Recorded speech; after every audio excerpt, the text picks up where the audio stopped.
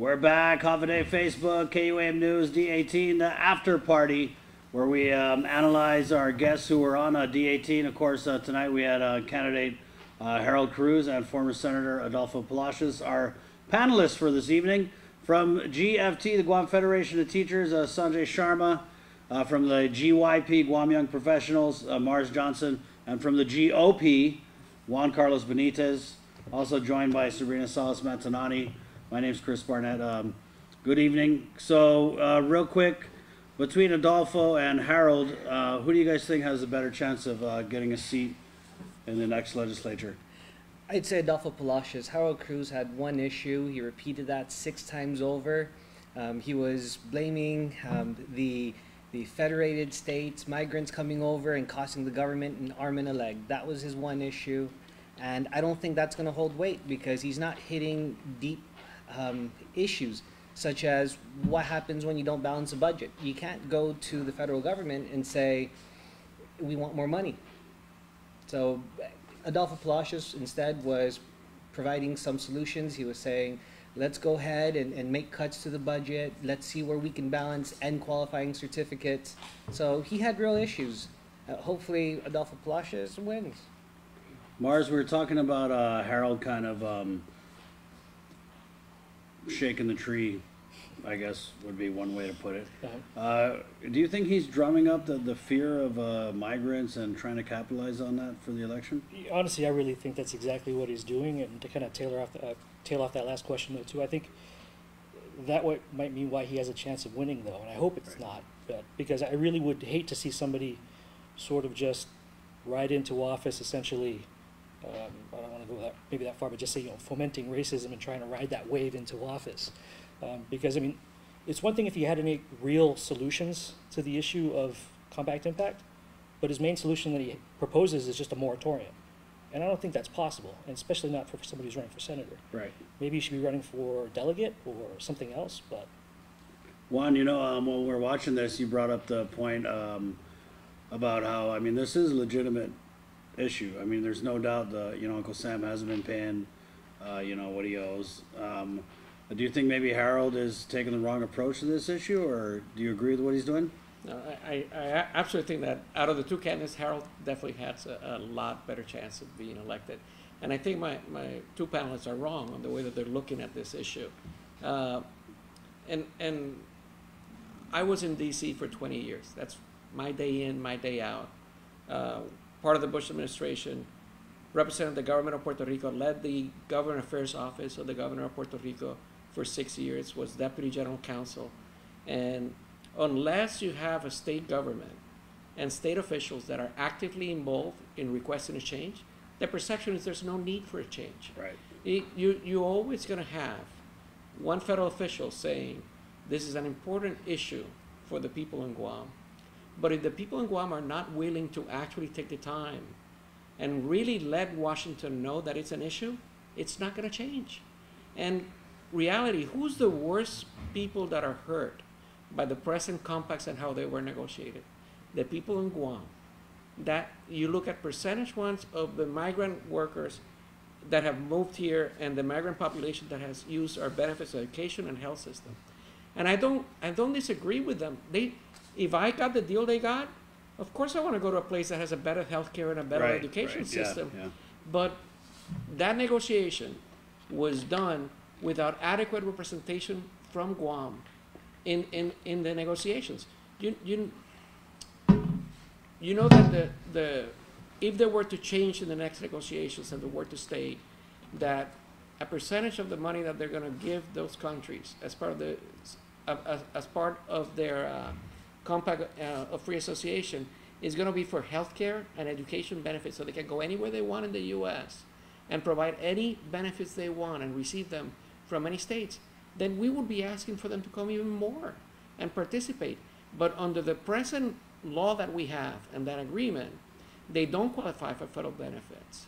So when we look at our education system and we say how many kids we have in the school system, all of a sudden we got to say, you got to eliminate and not count those children from the FSM in those numbers of federal reimbursement. That is wrong. It's the same when we go to the hospital. It is wrong. And not to say anything and continue to say This is not the duty of the Senate. It is not the duty of the local legislation. It's also wrong. Yeah, I mean, and I can get what you're saying and what Harold Yeah. Cruz is saying, because, you know, the inequity and the reimbursements that are still owed, it definitely has an impact on government services. And so, you know, if you have the legislature, and this is, Harold isn't the only one who's been fighting for this. You've seen Frank Wells Jr. when he was a senator, and the governor, and I don't know, one of his state of the island Right. addresses, Yeah. you know, possibly I mean, this filing is, a lawsuit. it's like a one Guam approach kind of thing. Like Yeah. we had, you know, sent a team, an A team of elected officials and maybe some diplomats up to Washington D.C. and said, hey, what's going on? I mean, look, we're falling apart at the seams. I mean, not to fault anybody who's coming from the FSM. Of course, anyone who's coming from the FSM to Guam, they're trying to make a better life for themselves. Well, you think And- we'd have a team? We have Margaret Metcalf in D.C., who's supposed to be working on the governor's behalf, Supposed to and you be. have Congresswoman Madeline Berdallo, so Right, you have a right. Republican and a Democrat. Right. You know, but we should not just limit ourselves to DC. You got to understand this is a bipartisan relationship, right? You also should go and talk to the FSM, and our Right. representative should be there and saying, hey, when you're at the table, there's a better way to do this, and it's good for you, and it's going to be good for us. You know, if you're able to guarantee that your citizens will able to get the education in any public school they want anywhere in the U.S., and they're going to be able to get the health benefits anywhere they want to go and move forward, why not include that in that agreement and conversation? And again, I see it to a certain degree almost like a short-sightedness of not looking at it as it is. It is an agreement between two nations. We're part of one of those two nations, and we need to let them know how we're hurting and what's happening here. So when somebody gets brought in an ambulance, what do we ask them? Do you have your voucher on you? No, you don't ask them if they have their voucher, right? Right now, we will provide them the services, right? And you realize that there's a discrepancy because we're not going to get reimbursed for those services. And I'll go even one example. We have the highest incidence of leprosy in the world right now. And it is not because there's leprosy running rampant in Guam, but it's because through the free movement, there is a leprosy colony, and there's medications that are given. It costs around $500,000 per patient to cure them of this disease. But now they know, well, what do? You come to Guam, get the services, and then you leave. And then when we go to try to get refunded by the federal government says, under the bilateral agreement we signed, we can't refund you for that expenditure. That is wrong, and it should be fixed.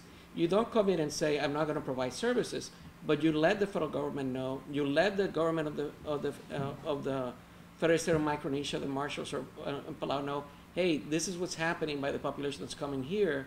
When you renegotiate, we're right now in the middle of renegotiations, right now in the United States. We want to make sure that we have a seat at this table and that people understand that the impact that's happening here is above $9 million a year, is above $20 million a year. And what are we all going to do about it? But if we just stay silent, There's it's a not point going to happen. that I'd like to make. There's this undercurrent that every person that comes here in this conversation, everybody that comes here in the FAS is a cost to the people of Guam, though. Like, I'm a Micronesian. I pay taxes, and I vote. Right. I'm not an FAS compact person who's here. I have cousins that are like that. I have an aunt that's like that. They all have jobs. They pay taxes. They can't vote because they're not citizens of the United States. But if one of them were to go to the hospital and were to be denied benefits because they're a COFA citizen, even though they pay taxes, I mean, I think that would be a disservice to them too. I don't think we're paying enough attention to the fact that not every single one of these people in this community, we're basically stereotyping, especially based on the most recent heated events, that everybody in this community who's a compact citizen is like that. And that's not true. There are a lot of hardworking FAS citizens that are here that contribute to the community. Right. And Yeah. I think because of recent events, it's sort of allowed this to certain people are stereotyping this for the entire community. It's easy for people to think that the Right. entire community is like But that. when you And talk that's about not the truth. the recent Sorry, events, go. sir, you're not portraying that's what I'm saying. Because some of my best friends are from the FSM. I'm sure some of your best friends are Micronesian. And, But- but I think it's very easy to get lost in sort of a discussion where we're just talking about COFA citizens and saying that they're all like a certain type of person, though, when that's really not. And because that underlies a certain thing, though, because Harold Cruz is looking at a lot of numbers there, saying that the U.S. owes us $1 billion because of these Micronesians. But has he looked at, does those numbers take into account the amount of taxes that these people pay, the amount of benefit that they bring to the community at all? Because I really don't think so. And I don't think there's anything in there at the government right now where they actually look at whether a person's a COFA citizen or a COFA migrant, or whether or not there's somebody who was born here on Guam, Right, who yeah. cannot be deported, And I'm not- who you can't basically label as a person like that. But I'm not trying to deport anybody. I think what I'm saying is that the way that the federal government are looking at them and providing the federal benefits is wrong. And I don't pay any disrespect on the fact that they pay taxes or participate. And I'm telling you, some of my friends are extremely good and great businessmen.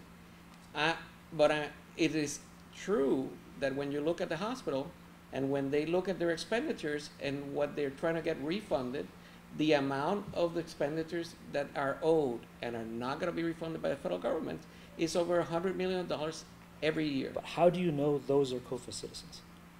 Because the federal government is denying the right, because they're telling you that individual, when you register at the emergency room. Do they take and sign people's passports at the emergency room? No, have you been to the emergency room lately? Yeah, I've been to the emergency So room let before. me ask you a question. Did you get your driver's license? No, Did they ask you didn't. for That's the ID? why. That's the point that I'm getting at, though. The last time I had an incident with a police officer where I was in a car accident, they put my race down. It wasn't my race.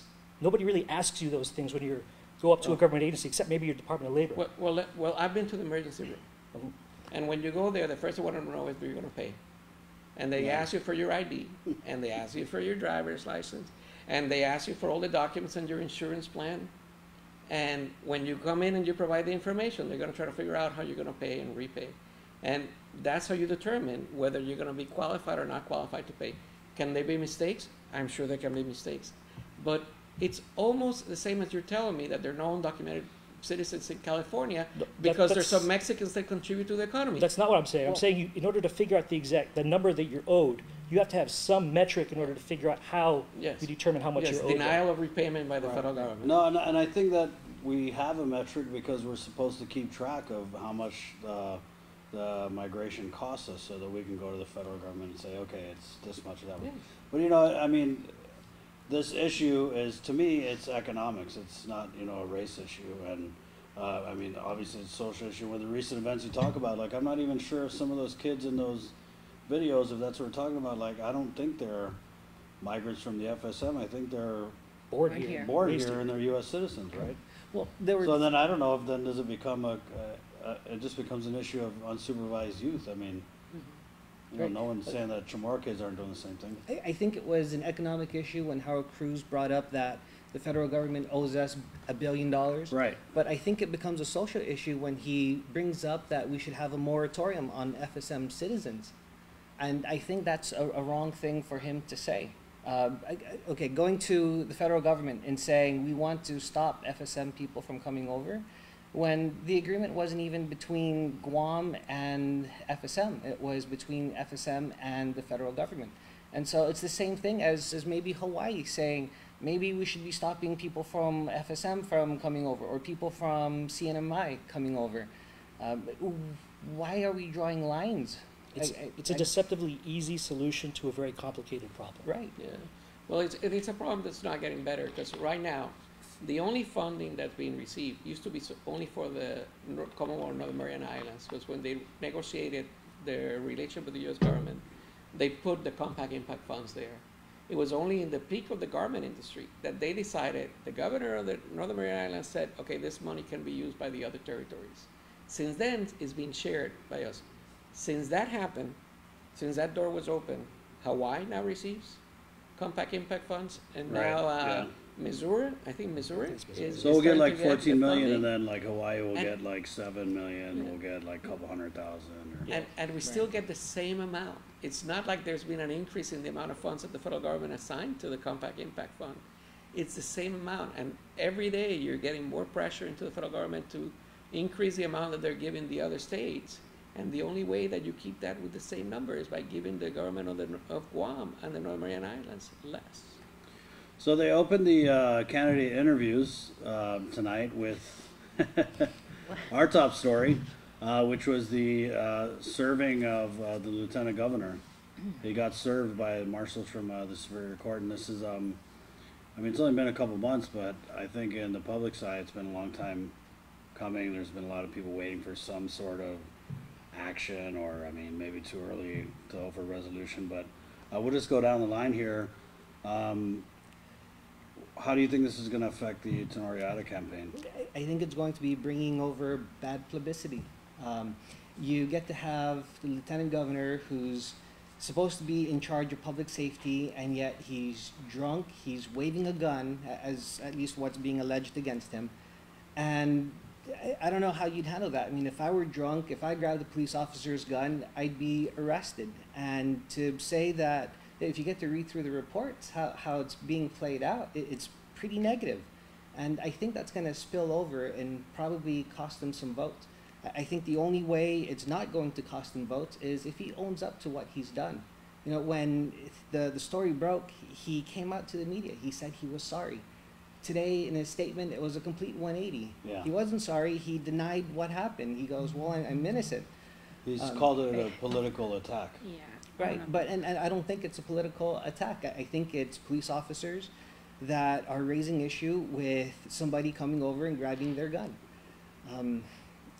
The only way he can have a saving grace on this is if he just becomes honest. Cries? What if he cried? Maybe cry. I don't think he will. He's a strong man, right?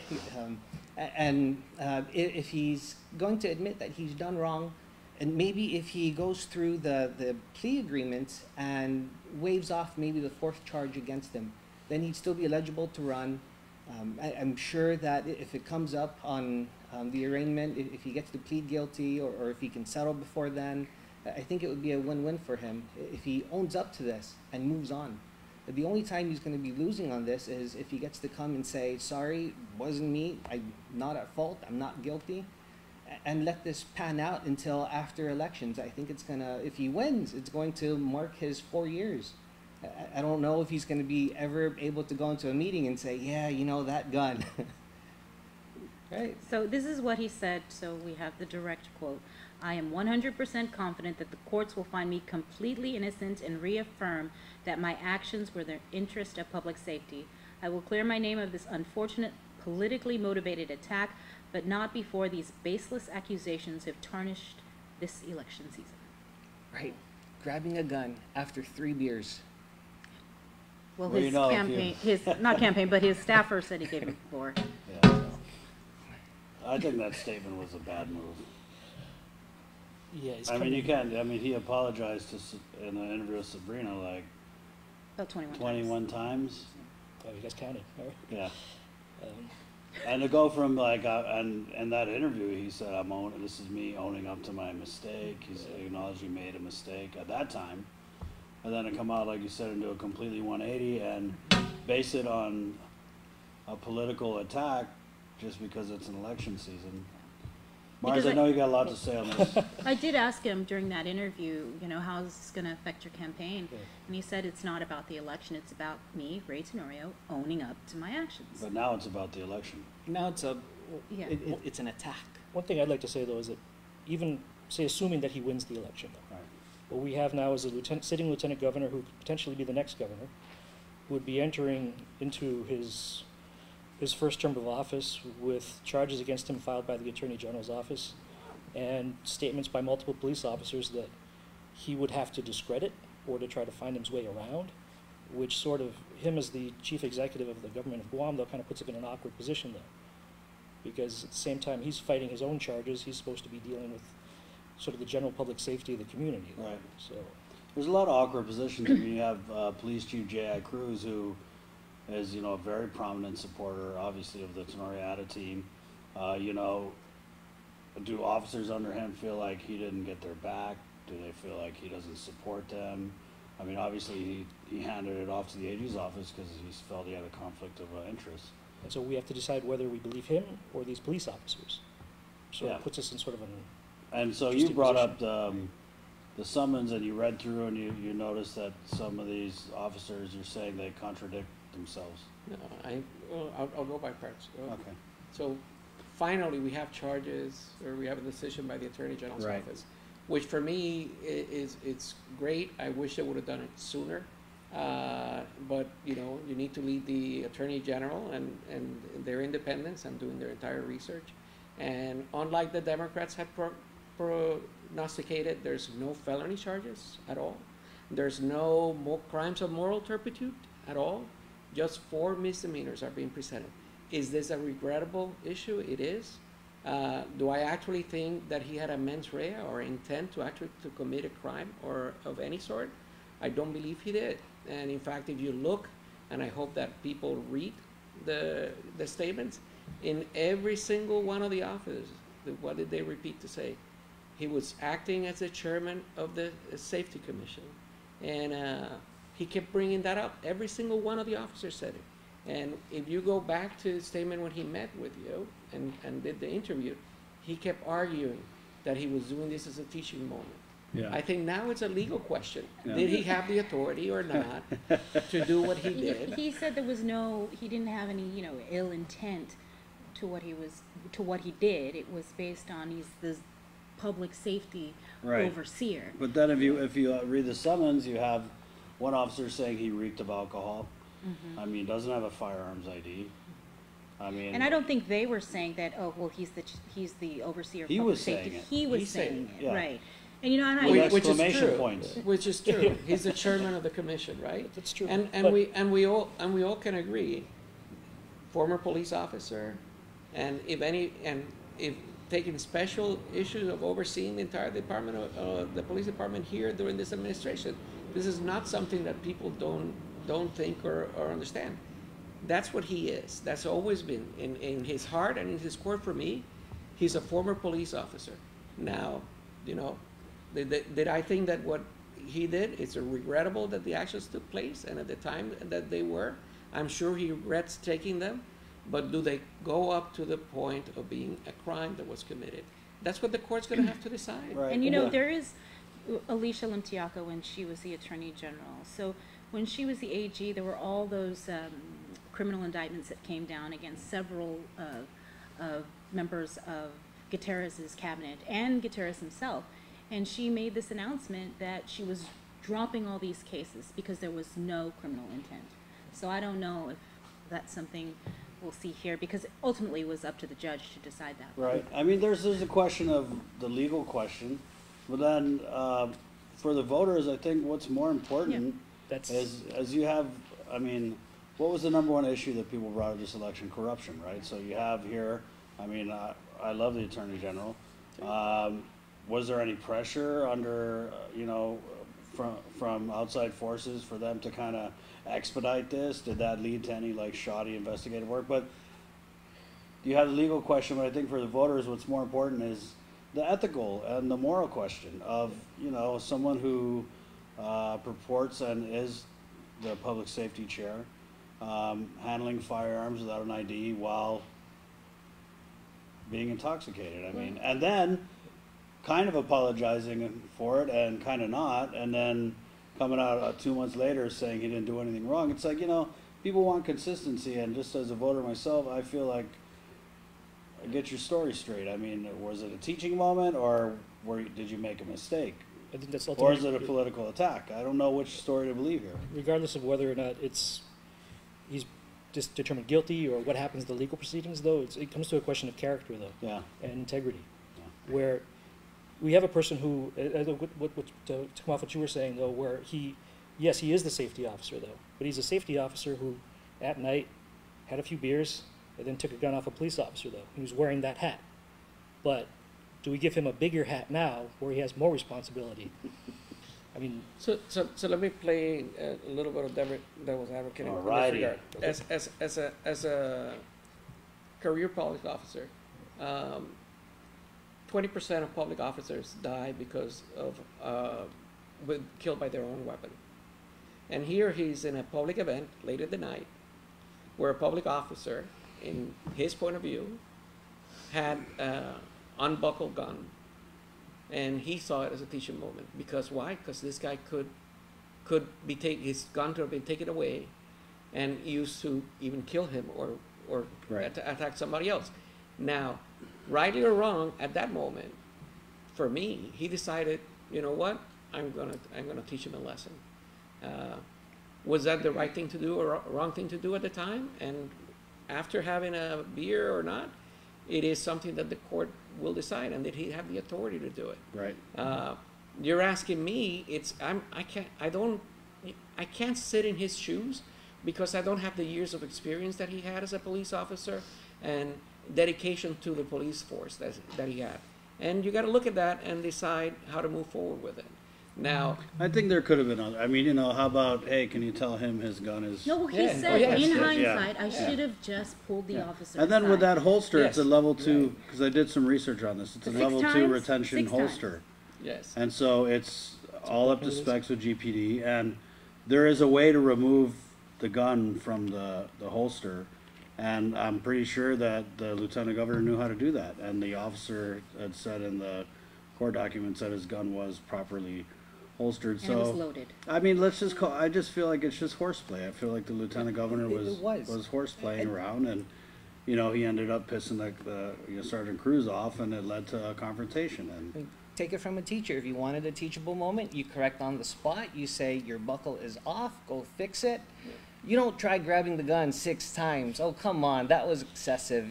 If you get to badger the officer says, back off, pushes, shrugs off, saying, hands off. The 6th time, that's borderline harassment on the job. That's just, leave me alone. If you read through the statements, you can see that Officer Cruz had to shove the lieutenant governor away. And the lieutenant governor, according to the statement, said, oh, that's how it's going to be. That's how it's oh, going it's to like be. that. It's like Right, that. it's like like that. So And this is only has to be day a- one. I mean, we haven't yeah, even gone a there's full line 24 somewhere. hours, so. My thing is, the record should be public. Let everybody see what has been filed. Let Right. everybody make up their own mind.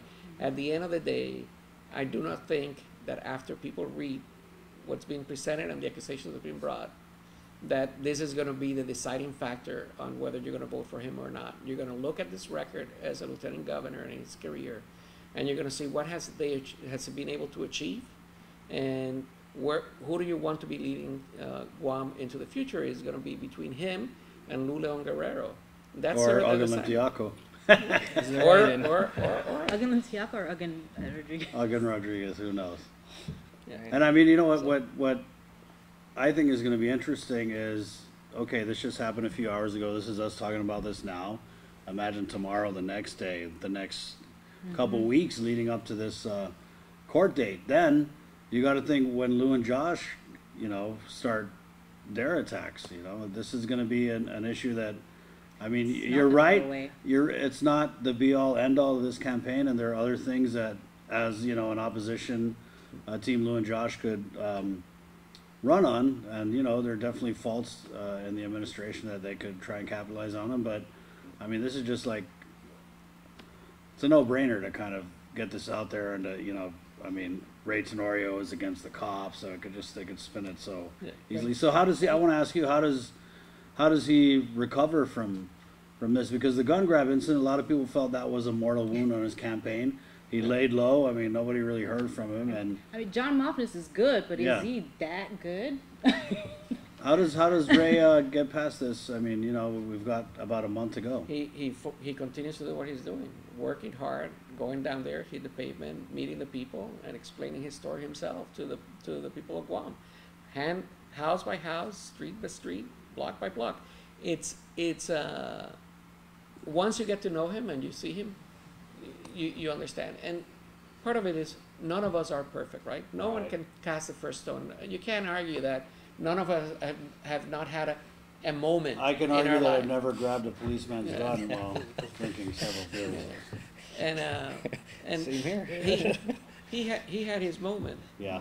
But when you look at the person as a whole, are you gonna just judge him on his one moment and say this is what I'm gonna look at you and that's it, or are you gonna look at what he's accomplished through his life and what he's been doing and continues to do?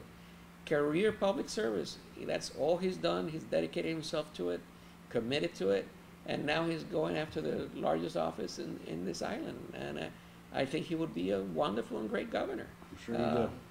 Now, I hear that people say, well, I don't hang out picking on other people's guns. But none of us are police officers, and we don't hang out and go drinking with other police officers while they're all wearing their guns around us. So, it happens. It was regrettable. I think we should move forward and look at the campaign, look at issue. What is Lou proposing to do if she becomes governor? What is Ray looking at doing if he becomes governor? I'm more concerned about Lou saying she's going to demilitarize Guam if she becomes the next governor, and that her centerpiece of our economic recovery is going to be legalized marijuana and marijuana tourism. That, for me, is sort of more issues that I want to talk and focus on, not whether the lieutenant governor has a day in court and he's going to receive a deal with a misdemeanor. And I think that's what it's going to be. You're going to have the Republicans saying, let's move on, let's focus on the issues, and the Democrats are going to be like, wait a minute, 4 misdemeanors? Is this...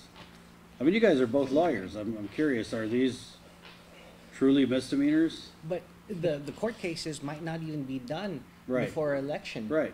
So in the minds of the voters, they're not looking at Ray Tenorio as charged guilty. They're looking Right. at Ray Tenorio as charged. Yeah, but you need to understand, misdemeanor means that it's charged of less than, if convicted, the penalty is less than 1 year in prison. Right. These are not like charges that are going to take, that each of these charges will take more than a year in prison, and are really, really aggravated issues.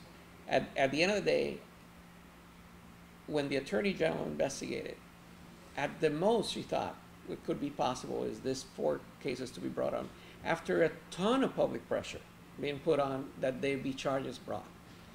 Now, you did mention an issue with the Attorney General, and I do want to mention, this is not an Attorney General that we don't know. Right. She's been a judge, she's been a senator. She's not running for re-election.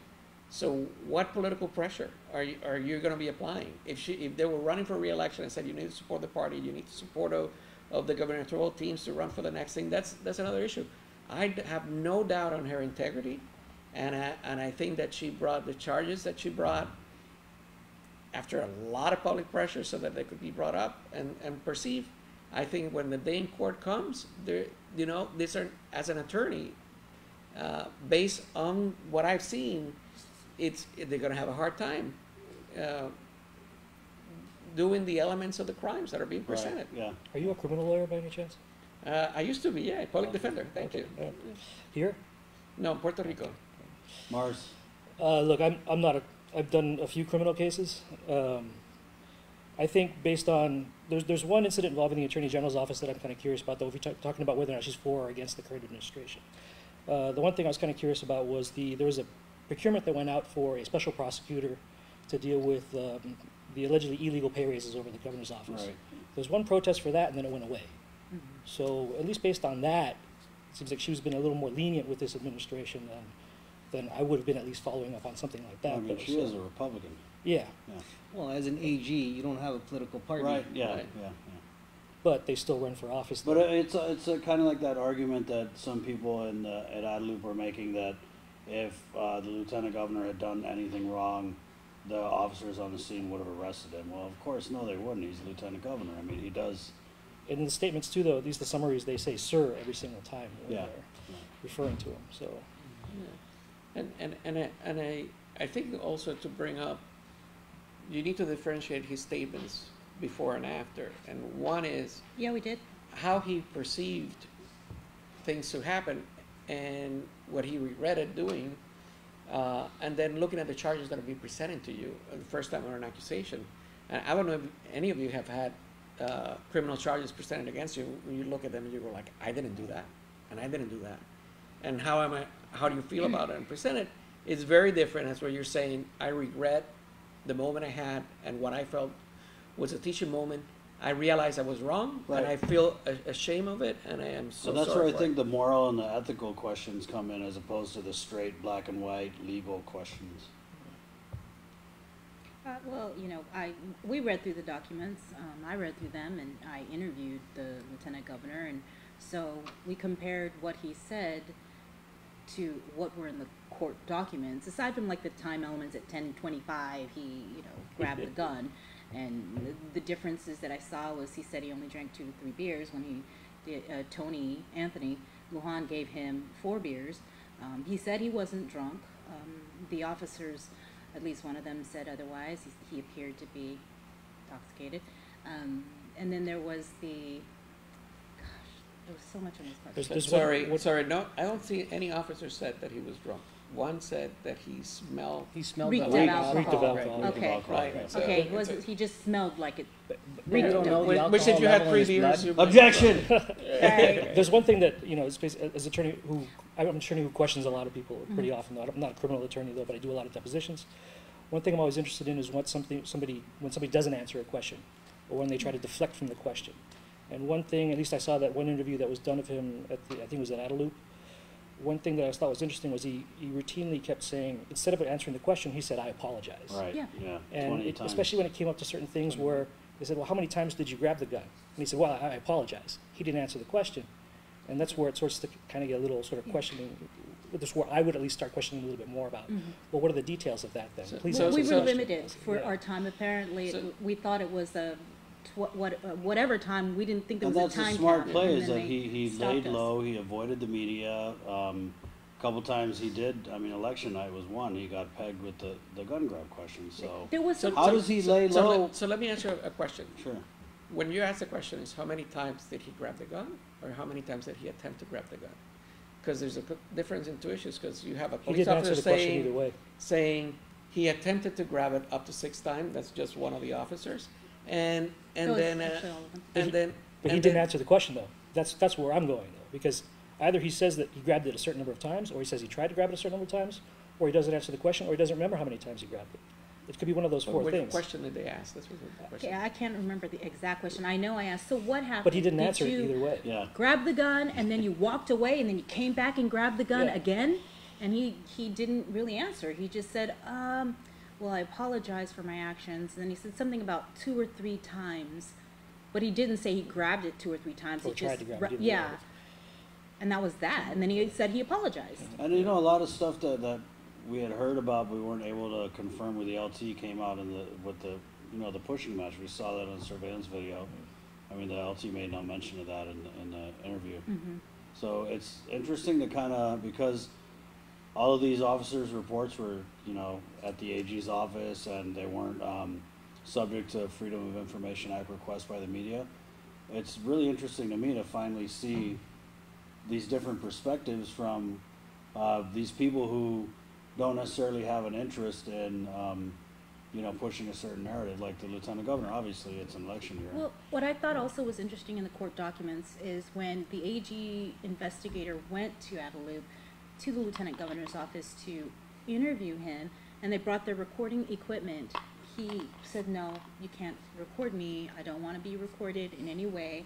And so they left. You can refuse to be recorded. That's your right. And Right.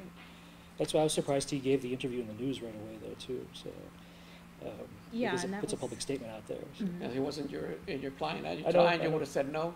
I'm No not sure. public Right? statement. Well, and I think that it's kind of interesting though, because if he had actually answered a lot of those questions, then we'd have answers to those questions by him to compare against what the police officers are saying now though. So it's sort of. That's what you have an innocent man, right? An innocent man will try to Yeah. say, I want to tell the truth. I want to speak and tell the people what happened. And your criminal attorney will tell you, you don't speak to anybody. You don't speak to anybody. And that's why you say, why did he Yeah. do the public statement? But he didn't really say anything except, "I apologize." I But guess, see- we in the media, we thought we were going to get some real information, details, but instead you got 21 Yeah. apologies. Yeah, but for me, it's going to be interesting looking at it. You look at the statements; they have a lot of inconsistencies. There's some consistencies. One is definitely that all of them corroborate what he said from the beginning, that he wanted this as a Tishimo, and he was saying he could do this because he was the chairman of this commission. We will find out whether the court agrees with him or not that authority extended for him to do those.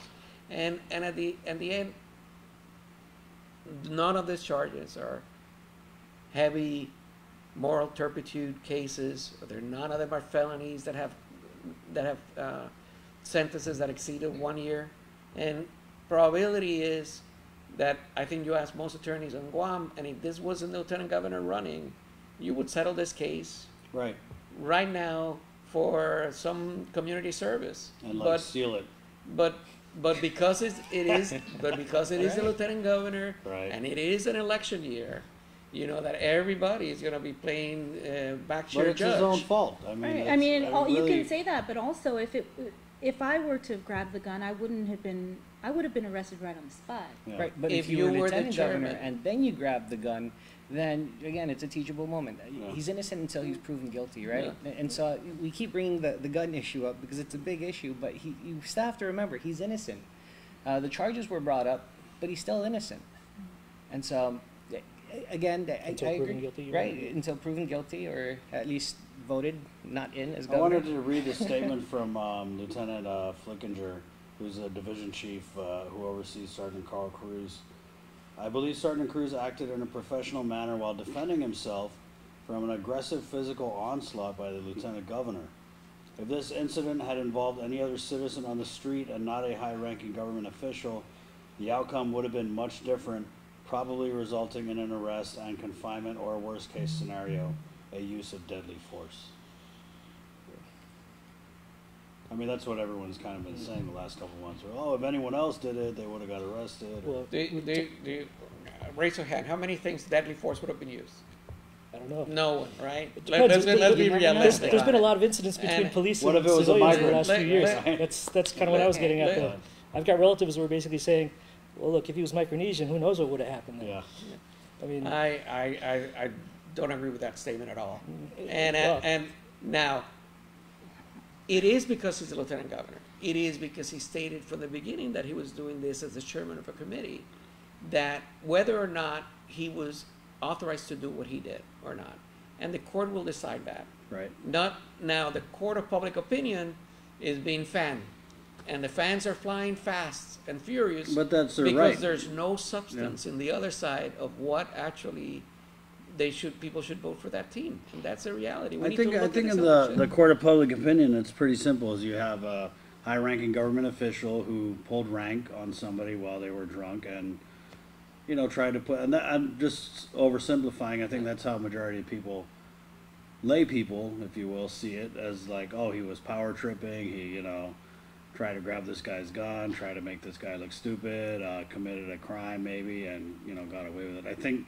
that's probably the simplest version based on what you see on Facebook. I mean, people commenting, talking to people out there. I think that's the issue that, in the public's opinion, may be bigger than is he going to be proven guilty or, because I mean, hell, you get a good lawyer, you get away with anything. Look, I think it was a mistake. I think he regrets it. And, I'm sure he does. Yeah. But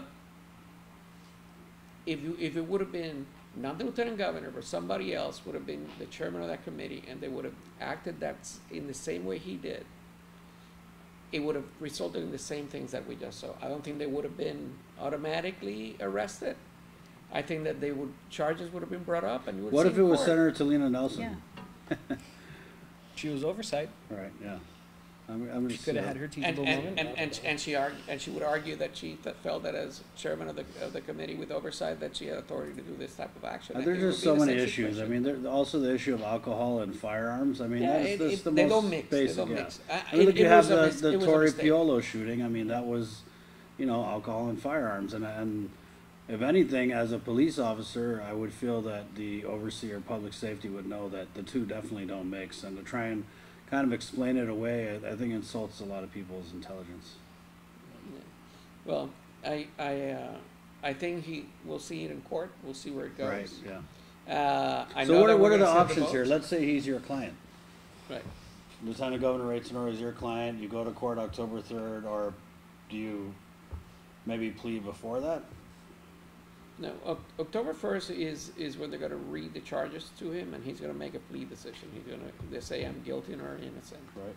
And I actually look at this case, and I would say it's probably going to. There's not a lot of dispute of the facts of what happened. Is whether the authority was there or not. It's a question of law, technicality. So I would go for a summary judgment motion on it. The decision will have to be on the client with his attorney on whether he feels that he would be willing to do a plea deal for something guaranteed, as much as you can, because the judge can always disregard the plea agreement for a shorter period of time or for some form of public service.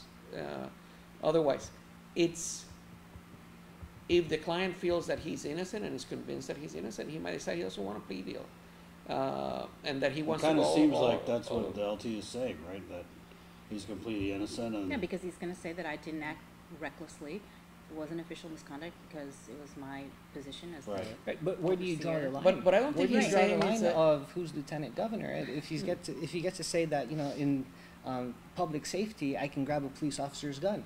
Well, does that mean he can run red lights, get into accidents, and say, well, I was testing road safety? Where do you draw the line?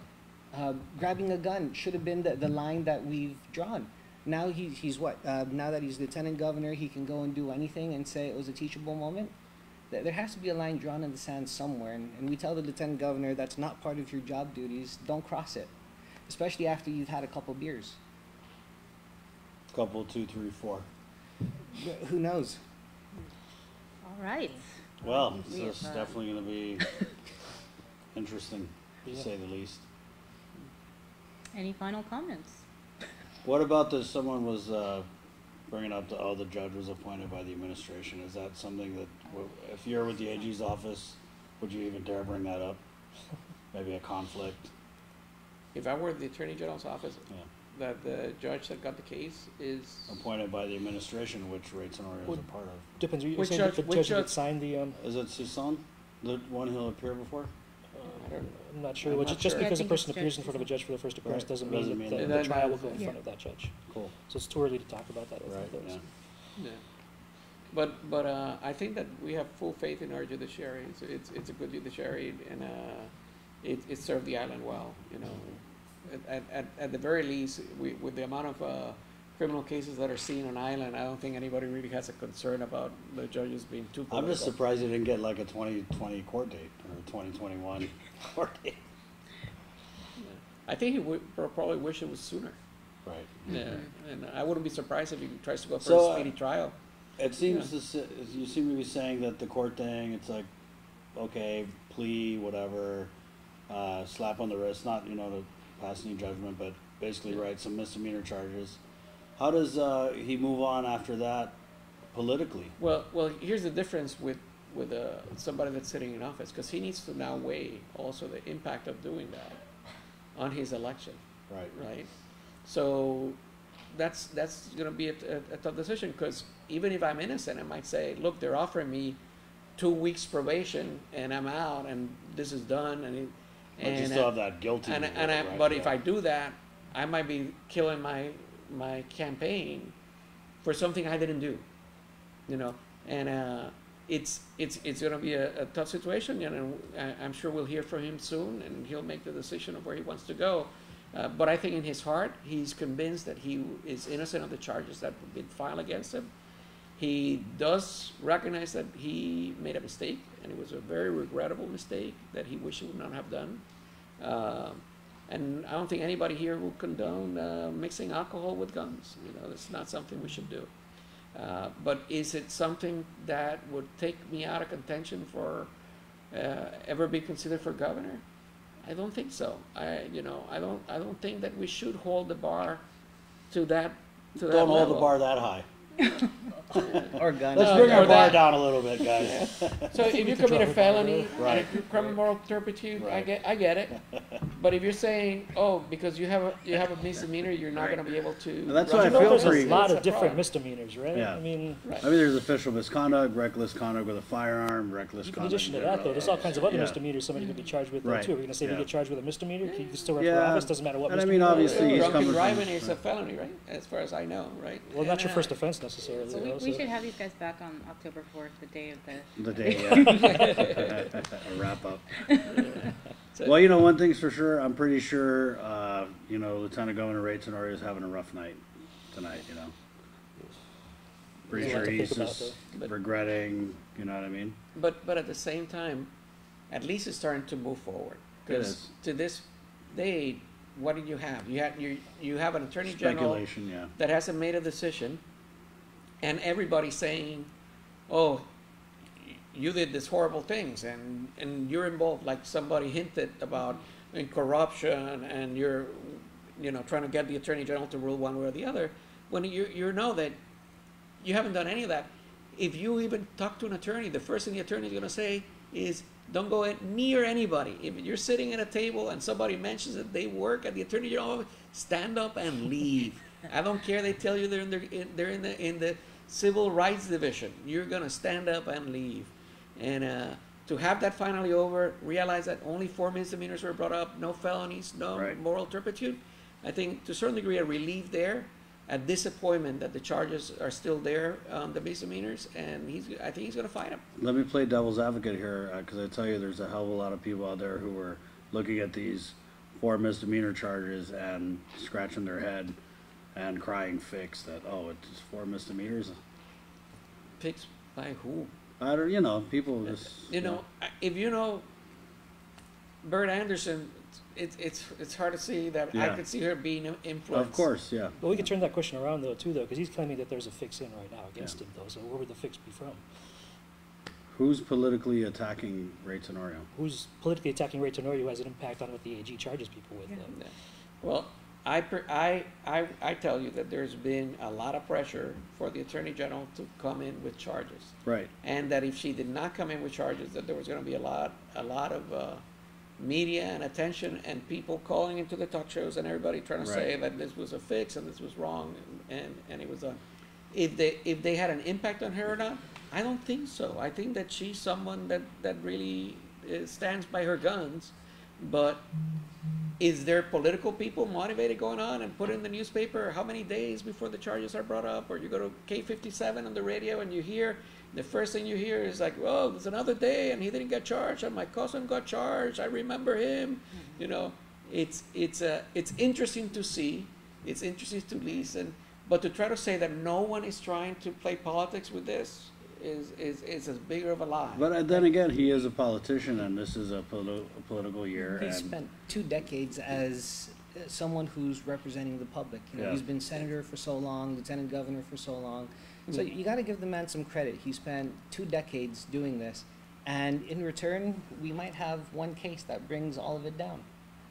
Who knows? That's why I feel like he's really got to be kicking himself tonight to work so hard to reach this moment where, Adelup is just right there, and really with no one to blame but himself. I mean, no one held those Heinekens to his lips. No one made him grab the gun. So that's why, I mean, honestly, empathy, I got to say that, I'm kind of feeling for Lieutenant Governor Ray Tenorio. And I think this would really be, in the court of public opinion, like one of the few ways that he can emerge from this. Is if, I made the joke, have a good cry. I feel like that, let people know that you're really struggling with this. And I think because it's so far away from Election Day, people are going to end up hearing Ray Tenorio, Ray Tenorio, Ray Tenorio repeatedly every day of the week until it comes time for election. And when it comes time for circling who you vote for or write-in, you might end up just circling Ray Tenorio because that's the name you've heard. Top of mind. Right. It's like 200 times before Election Day. And it's true, there is a lot of time between, let's make it a month and a half until the election, though, too. So we really don't know what could happen in the next month and a half, though. 6 months ago, did we think we'd be talking about this necessarily? So there's still plenty of time for things to happen. And this is just the most recent thing that's happened, though, too, so we're focusing on it. I feel like I may have been too harsh on the lieutenant governor with my comments tonight, though. But you're right, he's innocent until proven guilty, and we still have to see how things play out, though. Yeah. So, And I do give credit to the voters in Guam. The culture here is a voting culture. People love to vote and participate in elections. Everybody have opinions.